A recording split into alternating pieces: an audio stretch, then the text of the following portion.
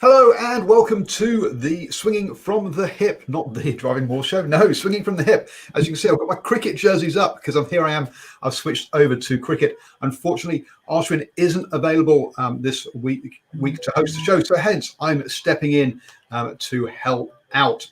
As we all know, I'm not the expert on cricket, but thankfully I've got a guy who has been involved in club cricket and played a lot as well. Is still involved in club cricket, actually. It's up in Auckland to join me. And that's Arun. How you doing, sir? Good evening, Paul. Great, thanks. Yeah, I'm not sure about the experience side of it in cricket, but we'll try our best. Obviously, you watch a lot of cricket, don't you?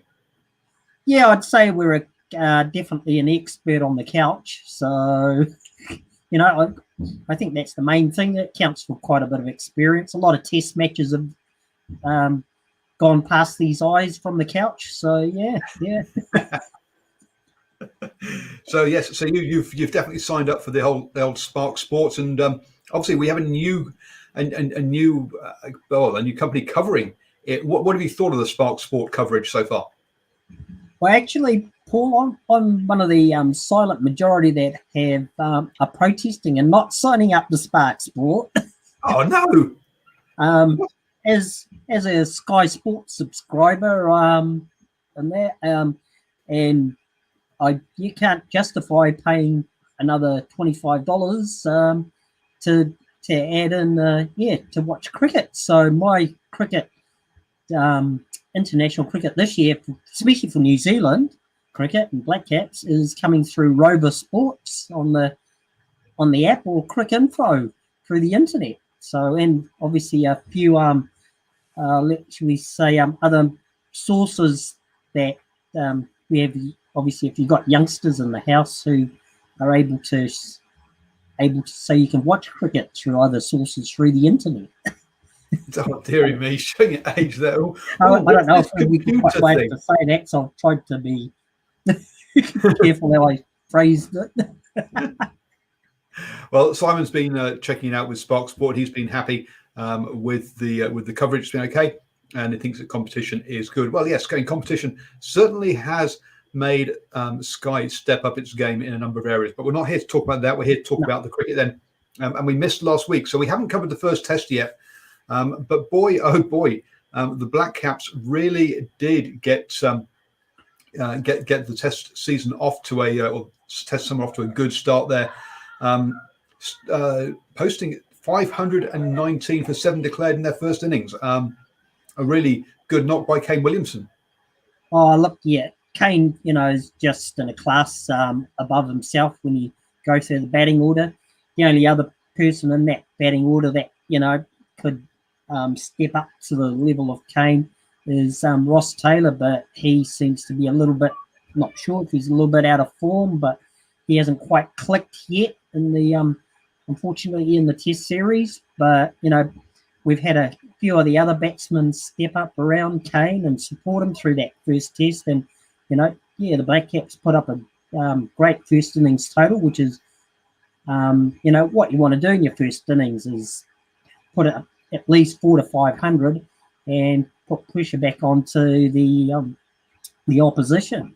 And when you're sent into bat, that's just, I think it's correct. Yeah, I might be there, but I just trying to remember. But yeah, I think we were sent in by the West Indies, if I'm correct.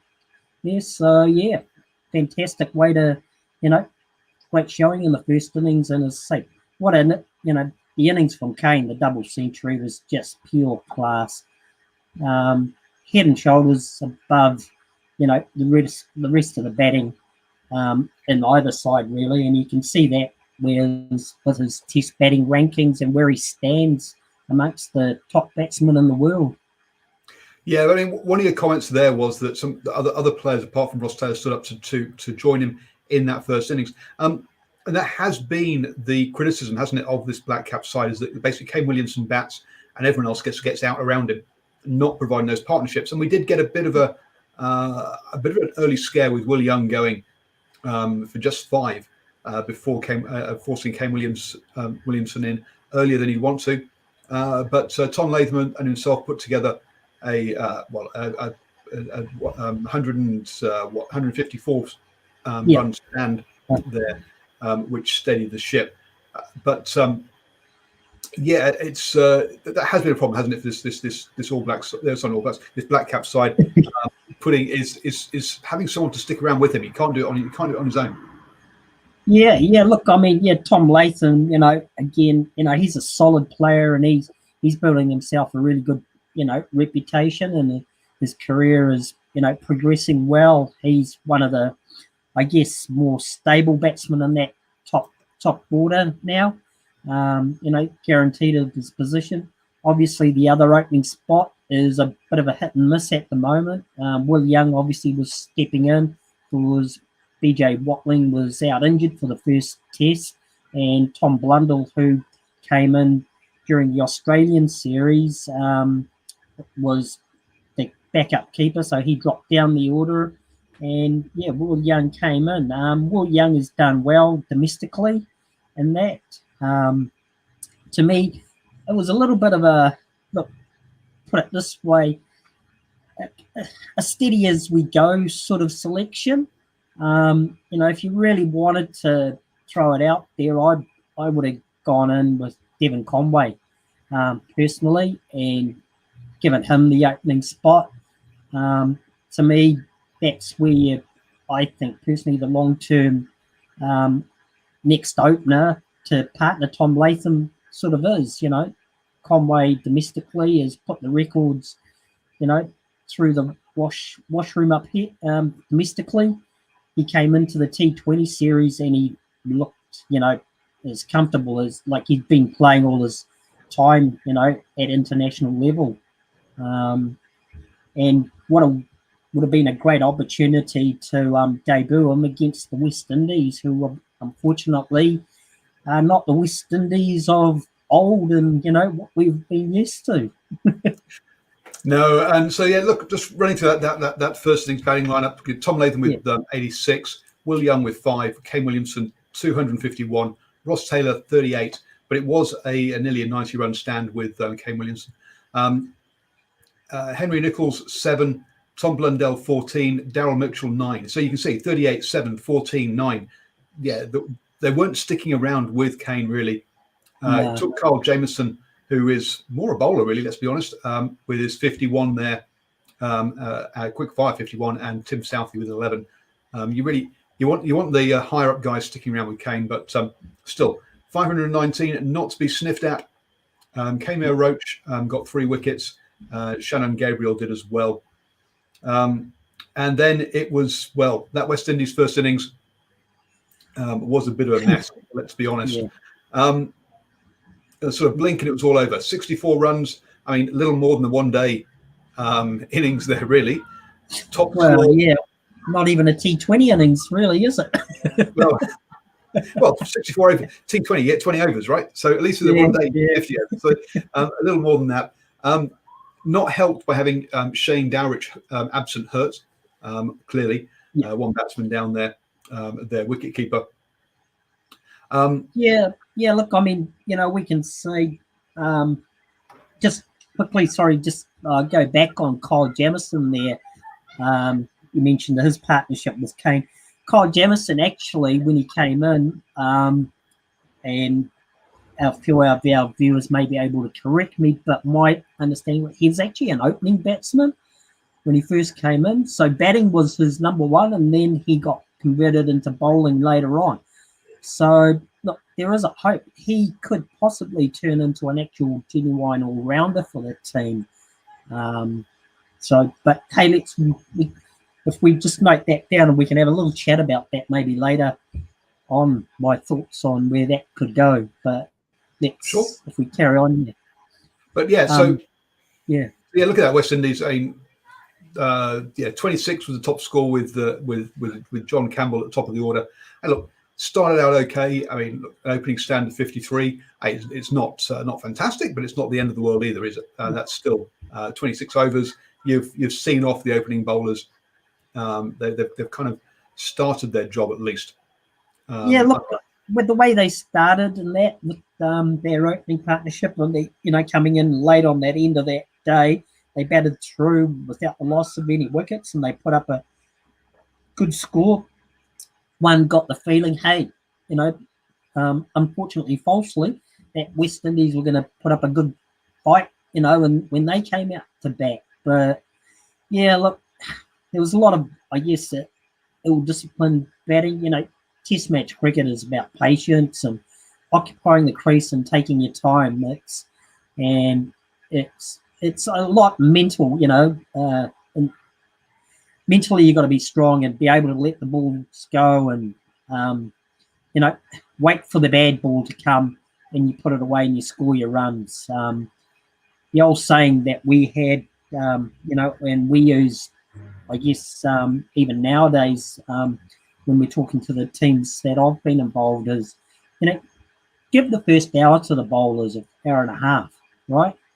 And then you can make hay later in the day. The runs will come. Bowlers tire, and you get your opportunity to score your runs. But it's about that mental hardness to be able to sit it out and not lose patience. And unfortunately, a lot of these batsmen these days just don't seem to have that. Whether it's my favourite hobby horse, a lot of the ADT cricket, as I call it, the T20, and that's brought about this. The need to entertain, as I guess you'd see, and I'll talk about that from the cricket that I have seen across the Tasman, between India and Australia, and that. But But hey, let's not take it away from our bowlers and Bolty, Southey, Jamison, and Wagner. What an awesome four-pronged bowling seam attack that New Zealand have got at the moment. We're very lucky in that we've got three and one up and coming world-class bowlers, seam bowlers. So you've got to put the ball in the right place to take those wickets, and those guys on our green seaming wickets just know how to use the conditions and exploit them to perfection. And obviously it was great that Seddon Park is the home ground for three of the bowlers. Well, Tim Southey picked up 4 wickets in that first innings, and as you say, just the 4 bowlers used there. Going on to the second innings then by the West Indies, they were made to follow on, and they made a better fist of it this time. Well, the openers didn't, but with John Campbell going in just the second over. But Jermaine Blackwood managed, along with Alzir Joseph, managed to stop the rot for a while, taking the score from 89 to 244, those two. But when you see that they got all bowled out for 247, as soon as that partnership was broken, it was all over. Blackwood finished with 104, Joseph with 86. Everyone else, 12 was the highest score there. So extras came in as the third highest score. Good old extras.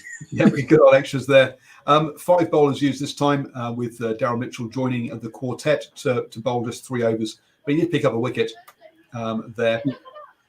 His maiden test wicket. I think that was, wasn't it? Picked up, I think his first attempt, unfortunately, was a no ball, and then the very next ball he was able to do it again, luckily for him. So a journey complete, nearly.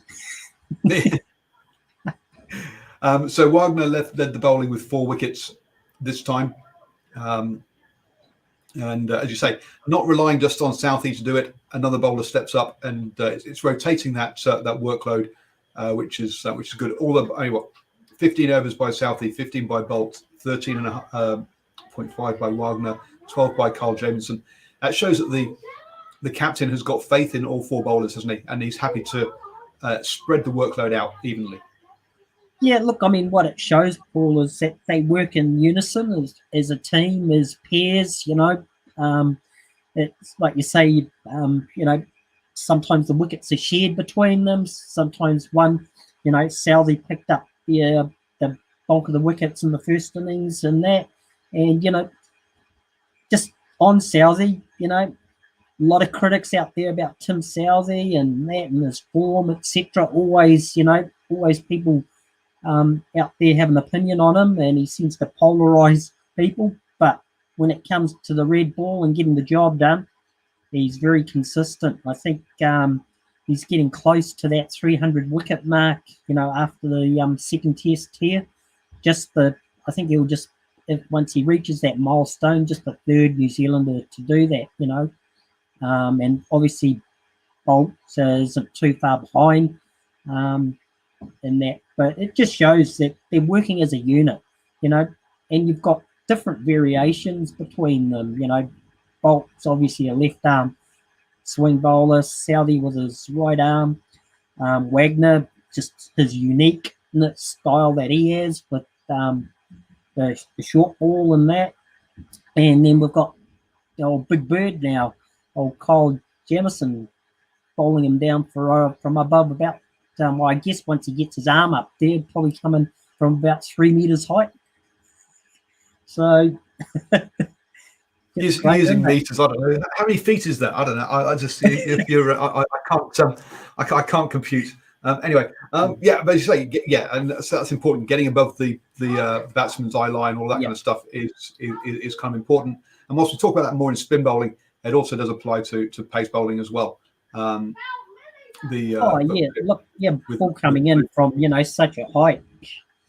Obviously he's going to get natural bouts, which is hard enough to deal with.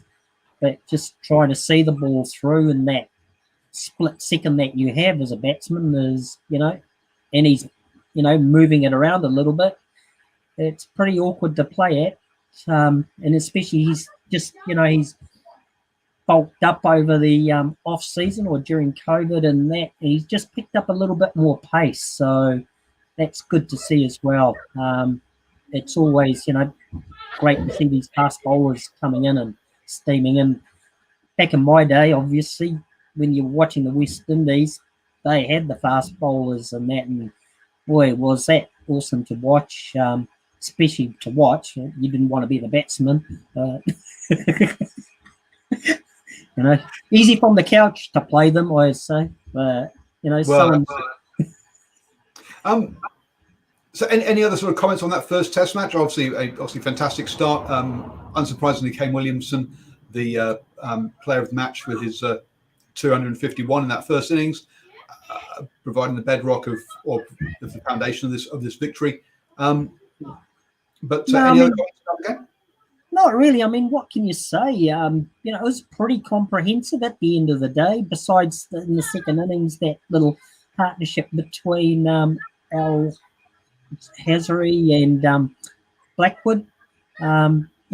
Besides their partnership, again, there was no substance to the rest of the batting, which is just a shame. And it's disappointing, Paul, to someone like me, coming from the past, when you've watched such great, West Indies batsmen as, back from our day, the Viv Richards, Clive Lloyds, Gordon Greenwich's, the Calatarans, you just name them,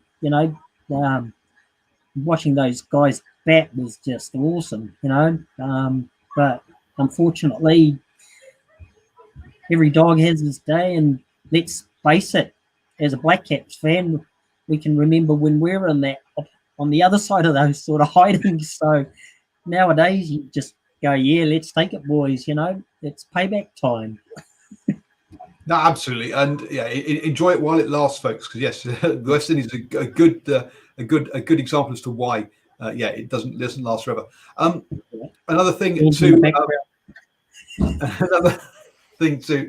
moving on to the second game, or before the second, actually, we had some fun in games then with Kane Williamson. Was he going to play? Wasn't he going to play? Where was he? Was he on a flight? Wasn't he on a flight? A little bit of poor leadership there, wasn't there? They should have made the call, I think, and said, look, spend time with where you needed, with your family, by bouncing it around like that, it wasn't. Obviously, the media had lots of fun with it, but not really a good look for the game. Yeah, look, I totally agree with you, Paul. I mean, look, let's be, I guess to me it's been about that professional attitude. Hey, look, we know these days the players, and family comes first, and expecting your first child. Hey, his place was to be with his partner, there beside her, looking after her, not having to worry about what's happening down in Wellington and that. And to that we should, were we that desperate to get him to play? Can't we rely on our other batsmen to step up? It is a team game. You guys, this is your chance. Come in and take the opportunity. So yeah, like you, it was a little bit of Mickey Mouse, I'd sort of call it. But hey, it all worked out. So it all worked out in the end. Yeah. Tom Latham, obviously, not obviously. Tom Latham took over the captaincy. Will Young stepped down to 3, and Tom Blundell came in to open instead. So basically, playing 3 openers, which was an interesting move. Sometimes that works. Sometimes the third opener because they're not used to sitting around in the pavilion. They don't do so good when they come in. But I can tell by your reaction, you weren't impressed by it. You didn't think that was the right choice. Yeah, look, I mean, as I said, are they, any of those guys really openers? You go back to where they play in domestic cricket. Tom Blundell's a keeper for Wellington. He never opened the innings for them in 1 day or 4-day cricket or anything.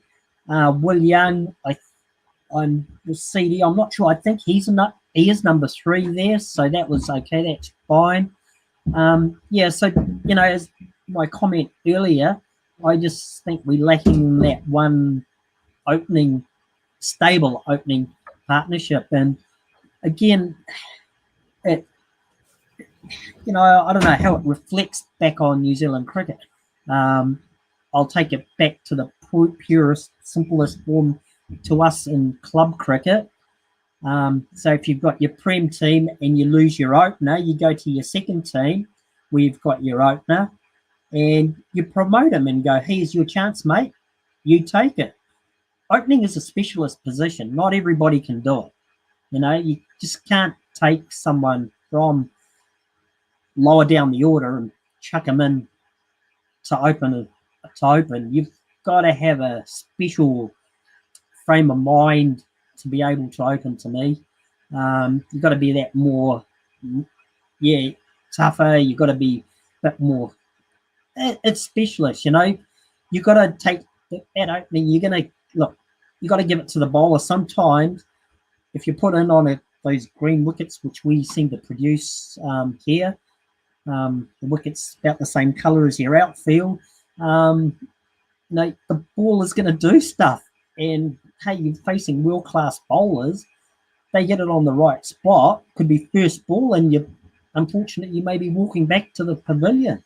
But that's the luck of the draw. Some days you're going to have that in the opening position. And other days, things will ride your way. You'll play and miss, and the bowler will get frustrated. But that's just part of opening. But as an opener, you've got to be able to ride through that and get on.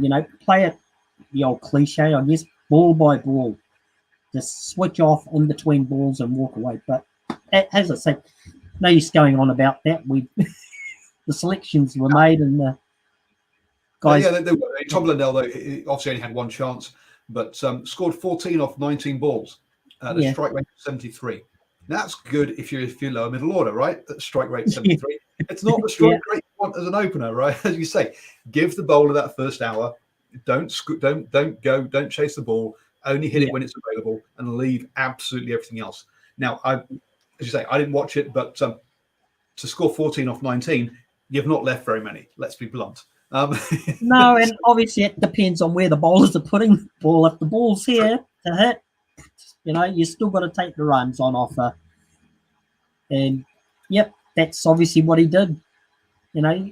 As I say, Tom Latham's developing into, he is developing into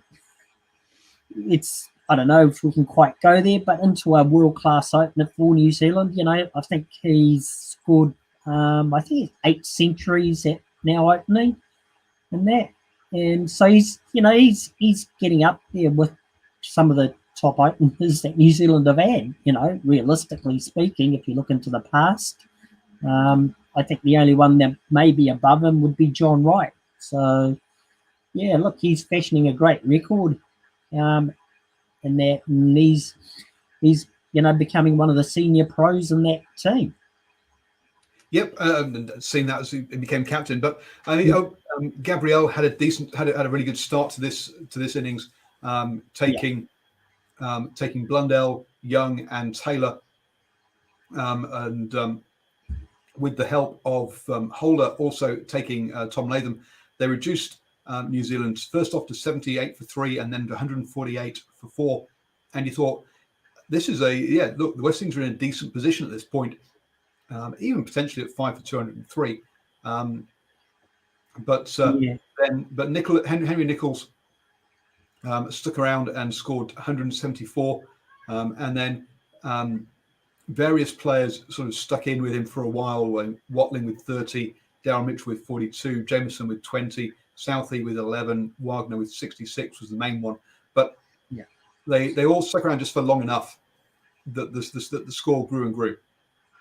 Yeah, look, they stuck around with Henry Nichols, and Henry Nichols, well done, good innings, long overdue. In between drinks, he was the other batsman that people were, I guess the public, I'm not sure about the selectors themselves, but the public was looking at him going, oh, he hasn't scored runs, his position must be shaky. But, he's come through and put together a good innings here of 174. Obviously helped by the sloppiness of the West Indies in the field. The amount of drop catches was just terrible, and catches that should have been taken. The old saying, catches win matches. Well, in that first innings, New Zealand's only innings,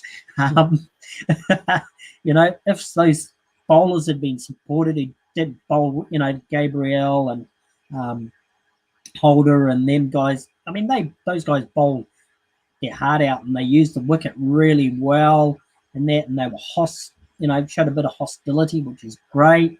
But the catching was just terrible for international cricket standards by the West Indies. As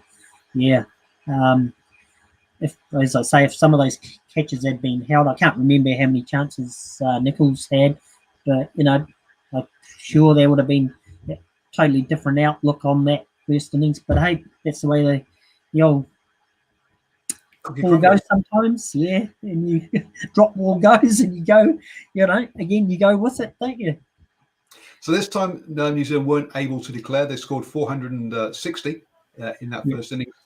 3 for Gabriel, we said at the top of the innings, but then couldn't add to them. Joseph took 3, mainly in the lower order batsmen.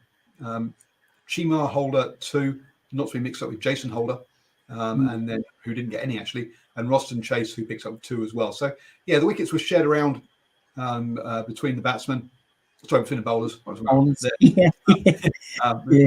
used in that one. Before we carry on, Paul, just a special mention with Neil Wagner there, playing in his 50th Test match and 66 not out.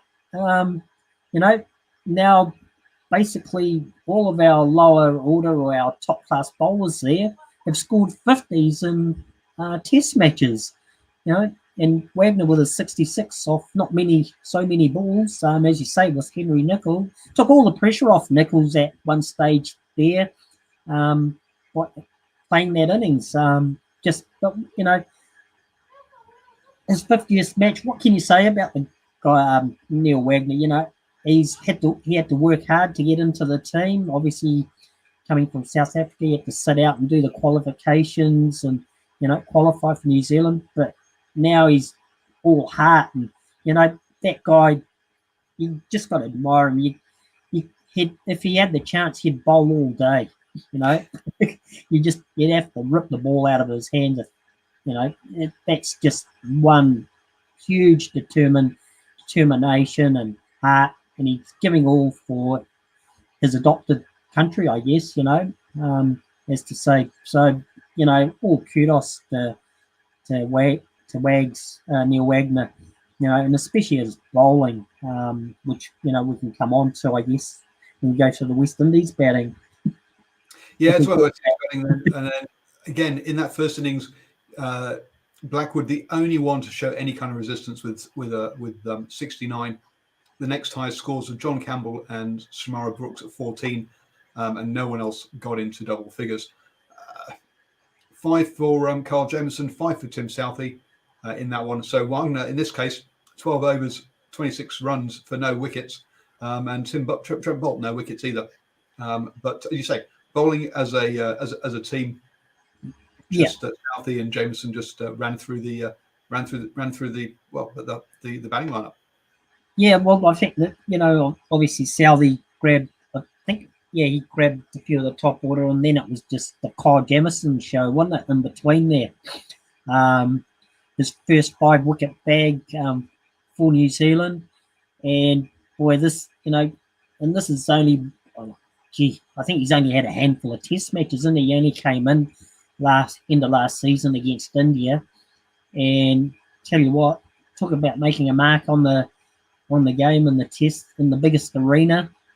This guy's done it, as I say, I stand to be corrected, but actually originally a opening bat, but turned fast bowler now, and he's getting better and better, and yet he's getting the amount of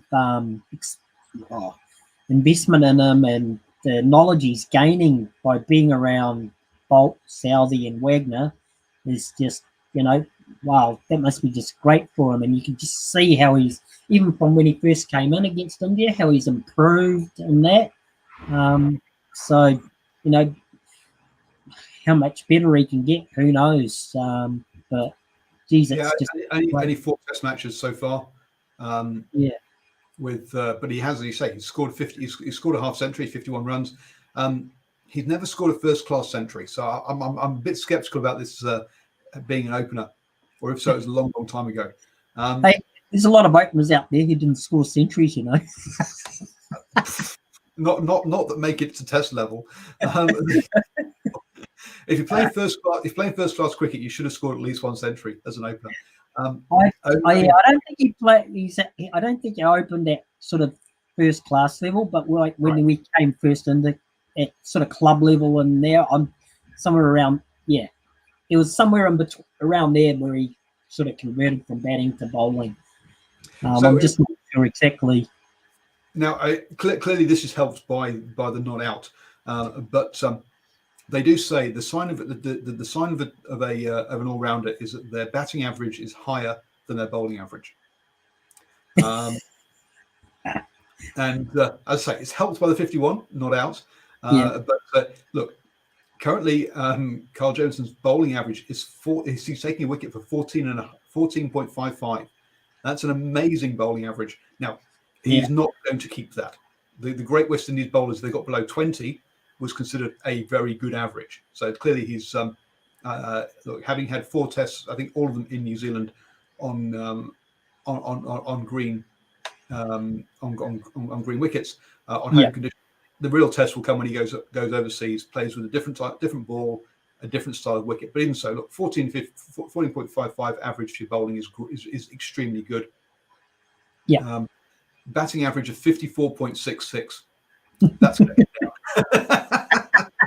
Yeah. Well, I think, was it in his first test against India last season? I think in his first innings, he got about 40 odd, wasn't it? So he just missed out on his half 50 there, but obviously he's done it this time around against the West Indies. So yeah, but obviously, as you say, in the team to bowl and but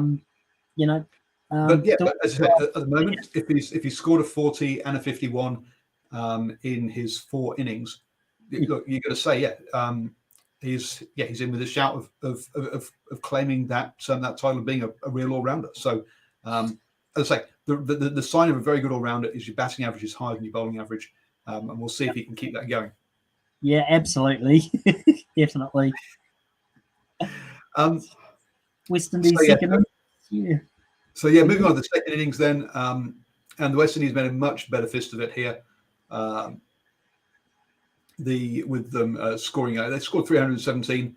Look, all but 3 batsmen got into double figures, which is a good start. And you can't really blame Gabriel, who's coming in at 11, for getting out for naught. That tail enders you're allowed to, but John Campbell finally got some runs on the ball with 68. He top scored. Holder also picked up a half century with 61. De Silva also got a half century with 57. So Jason Holder, that is, not Chima Holder. And Joshua De Silva also got half century with 57. So look, when you add into that the fact that Braithwaite got 24, Brooks got 36, Azrael Joseph 24, a lot of batsmen making the start, but just not pushing on to that big score, which is what you've got to do, really, isn't it, at this level? Yeah, look, I mean, in test matches, you've got to have a couple of guys or a few guys, just moving on and getting that. Once you get those starts, you've got to convert them, and that's what test cricket is about, getting in there and being able to convert your starts. Once you've got you into your 20s and your 30s, unless the wicket and the weather conditions have changed dramatically where, the bowler's hooping the ball around, swinging the ball around or whatever, you as a batsman, once you get into that 30s, that should be converted to a 50 at least. And once you get 50, you think you should be able to go on and complete the century.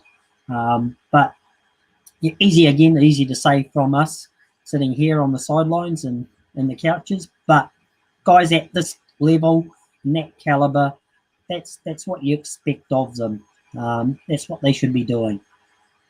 Yeah, a couple of things we missed out. So in that first test, that was Willie Young's test debut. We should point out this one, it was Chima Holder and Joshua De Silva's test debuts for the West Indies. De Silva getting that half century, 57 as wicketkeeper.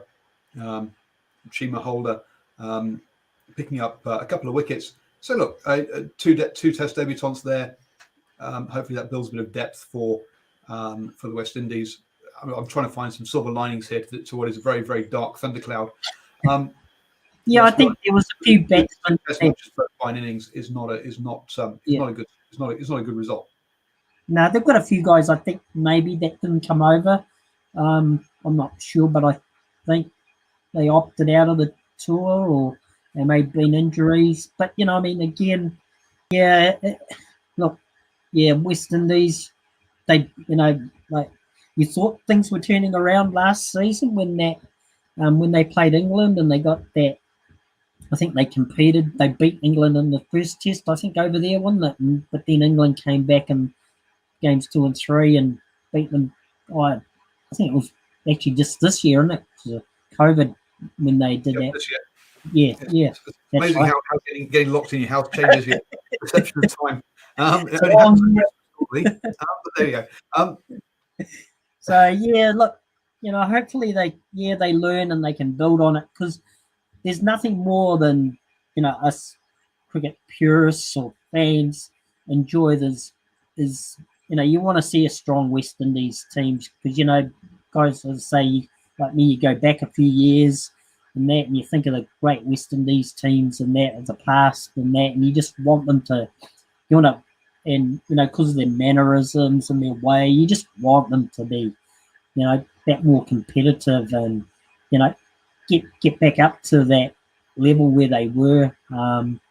Even, I guess, the little bits I did see, I think one of the commentators that I saw interviewed Mark Richardson for Spark Sport, he was going on, we want to see a competitive series, you want to see a test match maybe go to that 5 days, that last, I don't know, do we want to see it go into the last hour when you're looking for that last wicket? Oh, being there, I don't know. Look, we've got to be happy with how the Black Caps have played. But yes, you do want a more competitive series than this, and hopefully the Pakistan one will be. Just to round off the bowling then, Tim Southey with a couple, Trent Bolt with 3, Carl Jameson with 2, and Neil Wagner with 3. Darren Mitchell, 4 overs in this one. for no wickets. I guess from those four bowlers, also we had Southey, Carl Jameson both getting fifers during this series. Neil Wagner got 4 wickets in an innings. I guess Trent Boult with just 5 wickets in the 2 Test matches, perhaps the one to miss out, and this time, I guess, in this series. Yeah, look, I mean, that's the way sometimes things go, isn't it? As a bowler, you may be bowling just some brilliant, unplayable balls, but unfortunately the batsman ain't good enough to get an edge to it, or you just miss the wickets by a whisker or whatever. But as you say, they've been performing the bowling as a bowling unit, and the wickets, you can see have been shared around there. As I say, with Boult, Southey and Wagner, like mentioned, they're all above 200 wickets each. So, it just shows as a bowling unit what sort of force they are, or, they have become. And, now we've got young Jamison coming in into that. And there's other guys domestically who are queuing up and putting pressure on these guys, which is just great for New Zealand cricket. When have you been able to say that? God, not a lot that I can ever remember. It used to be, there was just Sir Ewan Chatfield from one end and Sir Richard Hadley from the other, and that was it, isn't it? So Henry, the player of the match in this one, Carl Jameson, player of the series. So great. So Carl Jameson, only played 4 Test matches and now becomes player of the series in a 2 Test match series. So well done to him. I'm looking at the time. We've spent way longer than I thought we were going to on this. So we need to get moving. But the one, sorry, no, not at all. It's been great chatting. I've enjoyed it, even if the viewers haven't. Who cares? So don't, actually, folks, we do appreciate you watching and listening. Thank you so much for that. Do share it with your friends. Let people know about New Zealand Sports Radio. Also, if you would like to become a supporter of New Zealand Sports Radio, you can do over at patreon.com/NZ Sport Radio. For as little as $1 a month, you can become a supporter, and that gets you access to exclusive videos and articles as well. But before we move on to the T20s, there is one other hole in this New Zealand lineup, really, that you talked about pre-show. And really, it's when you see Daryl Mitchell coming in and bowling just less than a handful of overs, there is a lack of a spinner, isn't there? Yeah, look, I mean, that's my bugbear with this team. Where is your spinner? And when I say spinner, I actually want a spinner, someone who tweaks it. I know nothing bad against Mitch Satner there, but he's not really a tweaker, someone who will turn, make the ball bite and turn. Though, again, it comes down to the wickets, isn't it? When you've got green wickets, how much encouragement does that give? Are you encouraging spin bowling in the country? Where is our next world-class spin bowler, whether it's a leg spin bowler, an off spin, whatever? Obviously Ajaz Patel is there in the background, but he's been injured. But again, would he have played? Would you have played him on these green tops?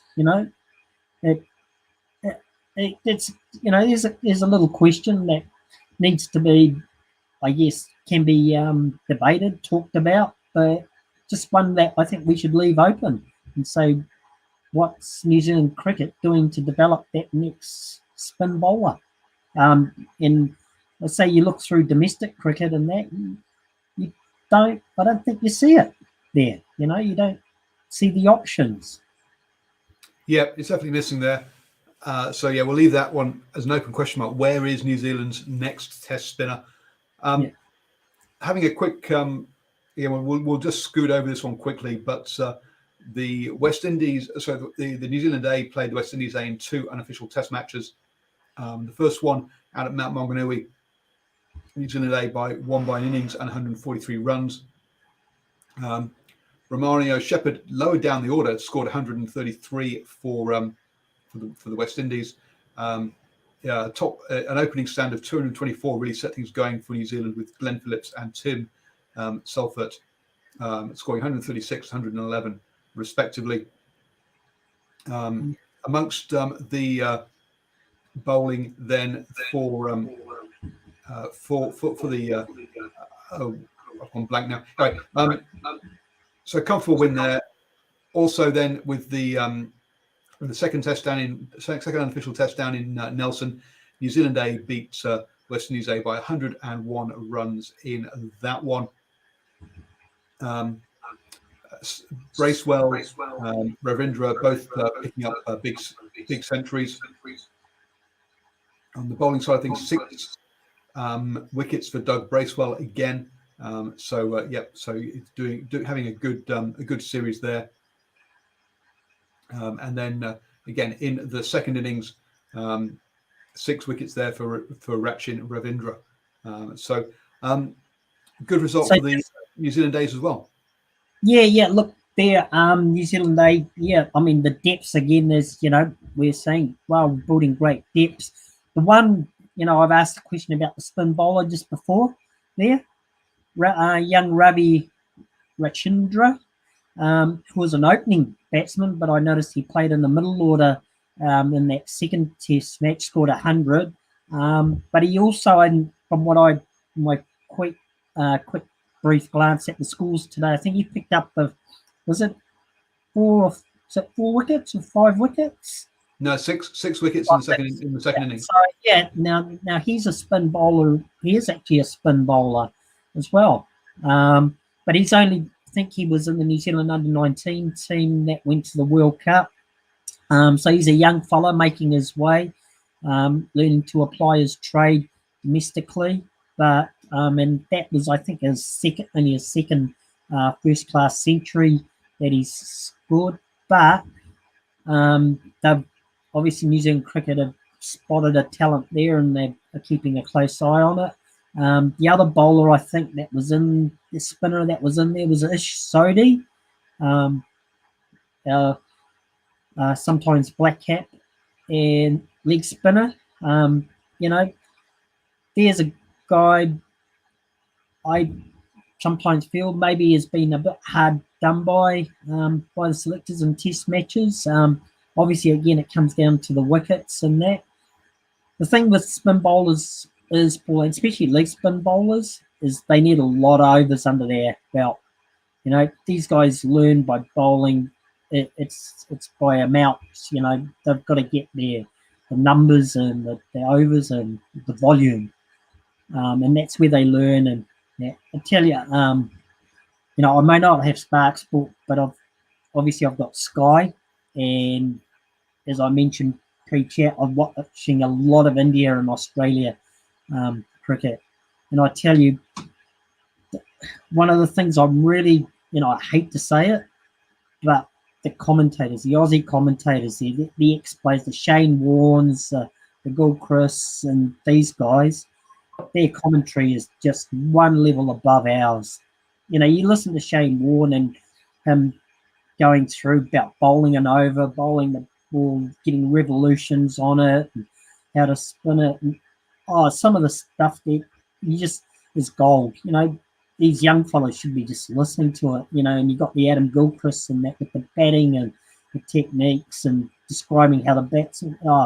It's, as I say, to me, I guess a bit of a cricket nutcase or a purist, but that's the thing I love. And you get in the test matches, you get time for that sort of commentary from the players and that, and you can learn so much more. To me, test match cricket, never boring. So Ravindra, 21 at the moment, Ish Sobi at 28. You start wondering, will they start looking at a younger guy? We'll have to wait and see. But spin bowling, look, you can bowl quite. It doesn't take the toll on the body in the same way that pace bowling does. So maybe Ish has got has got more years in him. We'll see. Moving on then. So this Friday, We have the first T20 against Pakistan, and the second one is on Sunday. Yeah, I would say we're already running out of time for the show, but I guess, look, Pakistan thought about pulling out of the whole tour when they had issues in their first during quarantine. 6 players tested positive for COVID during that time.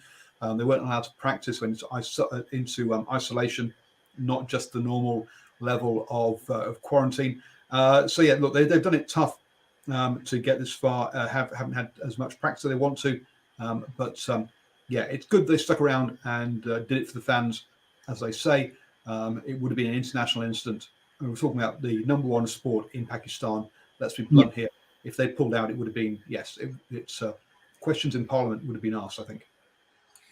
Yeah, look, Paul, I mean, yeah, there was a lot of obviously comment in the papers and stuff, about their time in isolation and stuff like that. But hey, let's move on. The only thing, as I say, about Pakistan, the only thing predictable about Pakistan is the unpredictability. You just don't know which team is going to turn up on the day. And, as New Zealanders, don't we know about it? How many times, let's go back to the World Cups, how many times have they come out in the World Cups and, the form's been up and down all over the place, come up against the Black Caps, and what happens? Hey, presto, they all of a sudden everything they touch turns into, gold, Midas touch. So, hey, you can't, Pakistan have had some great fast bowlers, as we know, in the past. They've had some great batsmen. So you just don't know what you're going to get from them. Yeah, like a bag of licorice, all sorts, isn't it? But so you had a couple of comments you wanted to talk about the Black Cap selections for these T20s. Yeah, I guess so. The big one about the big, they've named 2 teams for the T20. There's one for this Friday, and then the team changes for the next 2 games. But the biggest, I guess, change or the omission is Ross Taylor from the T20 teams. I guess I saw an interview with Gavin Larson, one of the selectors, and they're trying to go out of their way and saying he hasn't been dropped. But let's face fact, he has been. When if you're not picked, you're dropped, isn't it? It's pretty simple. And he's been through this before, and then they've had to pull him in. And as I've said, look, he looked all out of sorts in the T20 games that we saw against the West Indies, didn't he? He hasn't quite fired against in the Test matches as well yet. So it's a chance to blood some up and coming, test our strength. With Phillips and Conway, we saw against the West Indies. Wow, what performances they put in there. Let's see. Okay, give them another go. See how they go. Obviously, we've got the T20 World Cup coming up in India. I think it's next season, isn't it? So next year. So you've got to build depth, and this is the way we. Obviously you got to do it. Someone's unfortunately got to miss out. And I'm a huge, admiration in that for Ross Taylor. I'm a big fan of him. So yeah, it's sad, but we think, is this now the exiting of Ross Taylor? Is shall we put it? The years are getting on, and that. Who knows? It's time for the guard to change. So let's see what happens. The first game is on TV1, which is free. The opening game of each series is on TV1. So so folks, you can catch that one on Friday. So please do so. And then the second one on Sunday. There, we'll also bring you results of those during the morning sports briefing every week that comes to you at 7 a.m. every single morning. And also, don't forget, we'll be back with them swinging from the hip, but we'll talk about obviously those 2 games next Monday.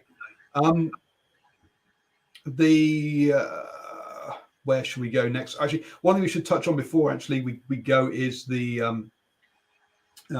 is that New Zealand have become number 1 in the world rankings for Test cricket. Not quite. We're first equal to Australia. We were just slightly behind them in the points. It was about a 0.1 or something of a point difference.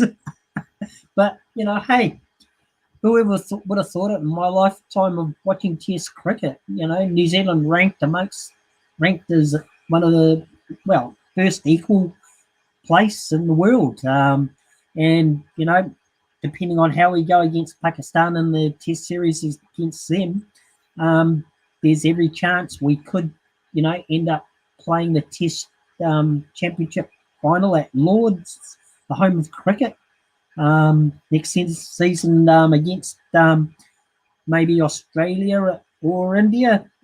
It looks like those are the two favoured countries to be, to have a chance of getting through.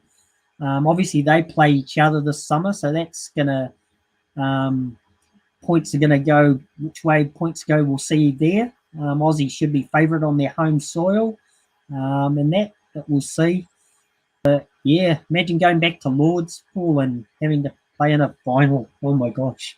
Hope it's not decided on boundaries.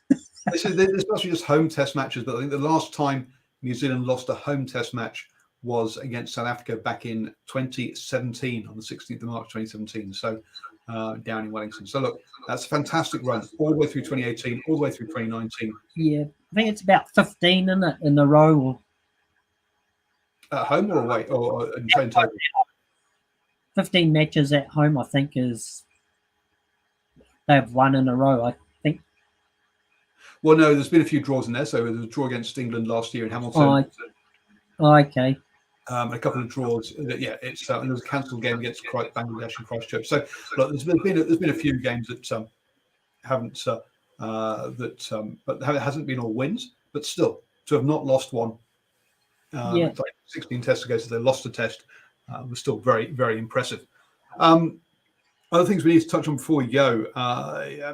You've touched on this a few times now, but Australia versus India, the test series is about to start. Yeah, so the first test, Aussie and India, starts on Thursday.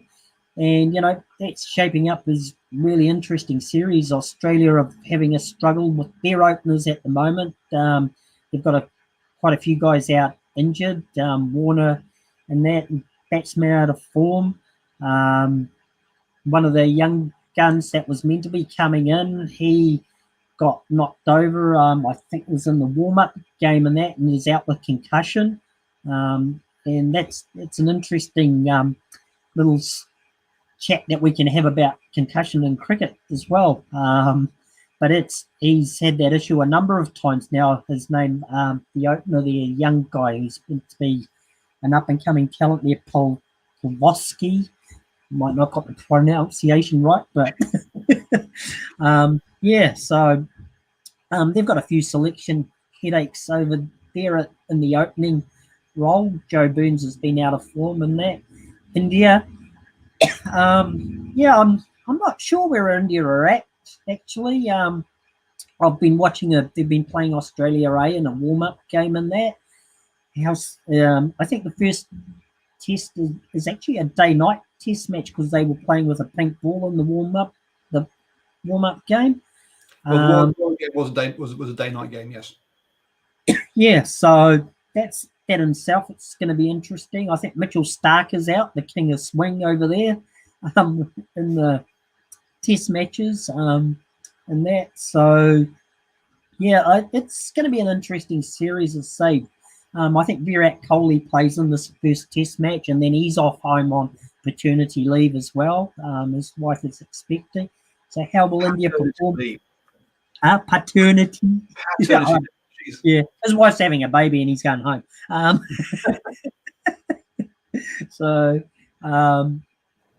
is India going to perform without, Kohli there to drive them in that? That's going to be a really interesting thing.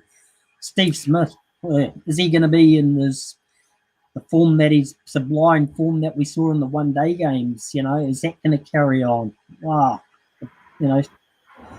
a question. Is he a potential captain again? Oh, dearie me. Get that sandpaper out. Head down to Bunnings.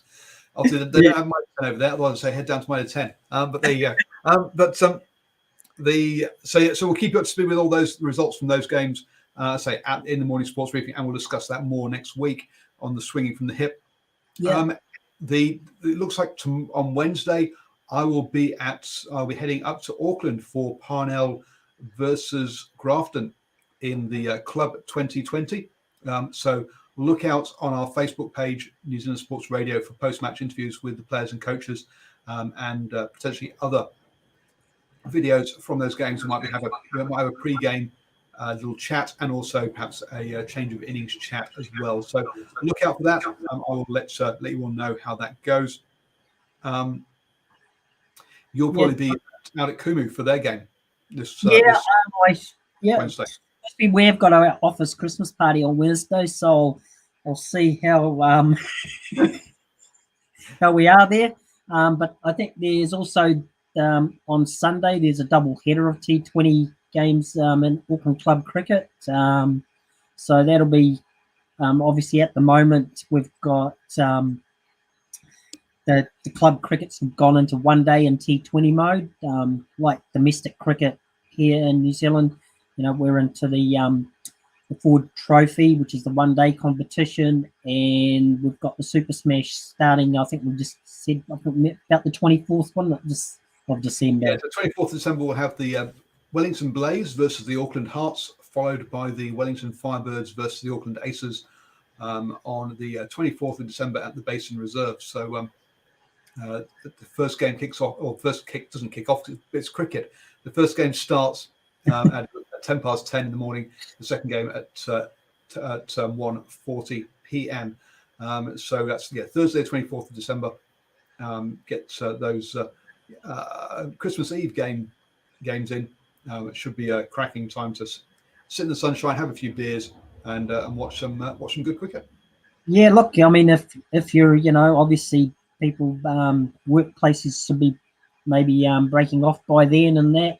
So get down to your local grounds and watch some of this T20. I'll try and get to Eden Park Outer Oval and watch there. You're going to see, some of the black cap stars or, potential stars there playing in those games. So it's, to me, not a huge fan of T20, but to me, our local Super Smash is as far as playing wise goes, is up there with the rest of the T20 tournaments that happen around the world. Just lacks the marketing and the hype of those other tournaments, but the player depth and the players, the quality of play they put out there is just as good as far as I'm concerned. Yeah, so Sunday the 3rd of Jan, head down to the Eden Park Outer Oval for Auckland's first home game. Auckland Hearts against Canterbury Magicians starts at 11:30 in the morning, and then Auckland Aces versus the Canterbury Kings at 3 p.m. in the afternoon. So a full day of 2020 cricket there. The whole point of 2020 cricket is it's short, but the full anyway. Never mind. Double headers, you're gonna. Double headers. That's right. Some of the ladies cricket, with these double headers, that's great. And I tell you what, even in those games, you see some close competitions and, good cricket, good quality. You can see the technical aspects of it, and that it's really great. Yeah. Oh, look, the women's game has come on leaps and bounds over the last couple of years. It's definitely worth getting on to watch as well.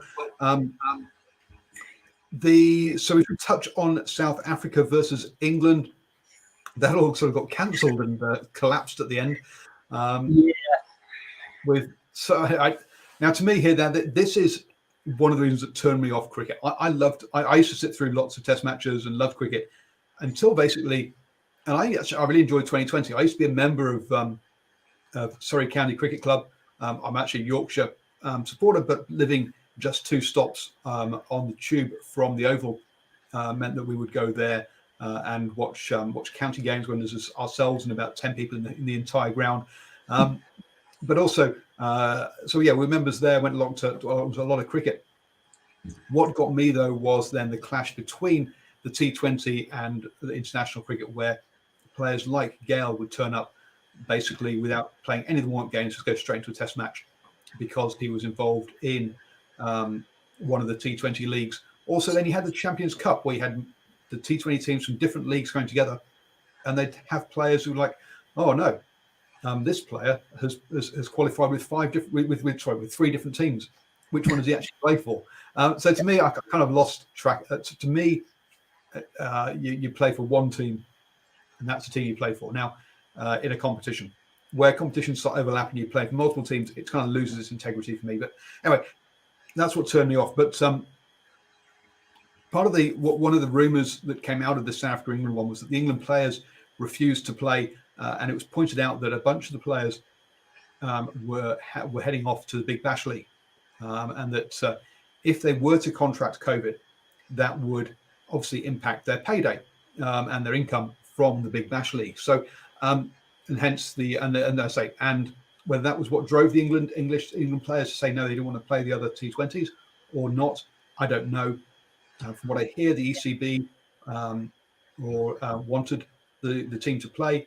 The South Africans wanted to play, but after one of the South African players got COVID, there was some false positives tests that came up. Just a suggestion, I guess, that players not wanting to play international cricket because they didn't want to jeopardise their T20 cricket. That's to me, that's what's wrong with it. Yeah, if that was the case, I'd be really disappointed in that. There's lots of. I've read a lot of stuff as well. Why the tour got cancelled and that, and I think pre-show and that I messaged you, and I think the temporary chairman of the South African board at the moment, as we know, there's heaps of issues over there anyway. There's that the English team didn't follow protocols that were set in place, and like you say, there was even some of their players apparently caught COVID because they wouldn't follow the rules. But look, a lot of different stories. Yeah, like Simon says, that's what I read. Who knows? For those who listen to the podcast, Simon says that having barbecue with people outside your bubble is not a good idea. Well, very true. It's not. Yeah. So look, it's sad. It's unfortunate. Obviously there's been an effort made to get the series underway there, and we know COVID's a big issue over there. In that way, like one of the Pakistan players I saw got who was interviewed after they've come out of isolation and said, look, they actually feel privileged to be here and playing cricket, especially in front of crowds and that. And, he appreciates what the New Zealand, as people in a country have gone through to be able to make it safe for them to come and play cricket. So, it's, and you've got that in Australia now where the crowds are coming back to the games there as well, in limited numbers, but still coming back.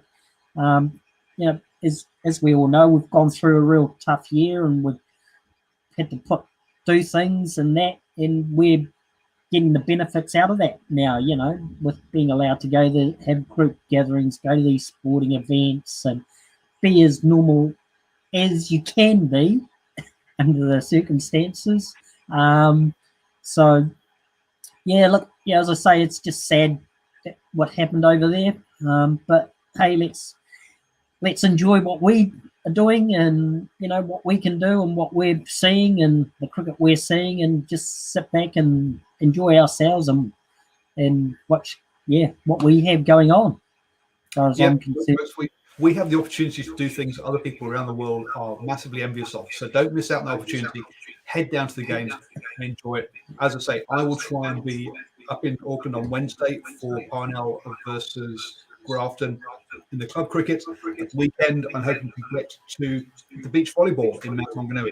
Look, there's lots of different sports going on, folks. Get out there, support your sport, and enjoy it while we have the opportunity to do so.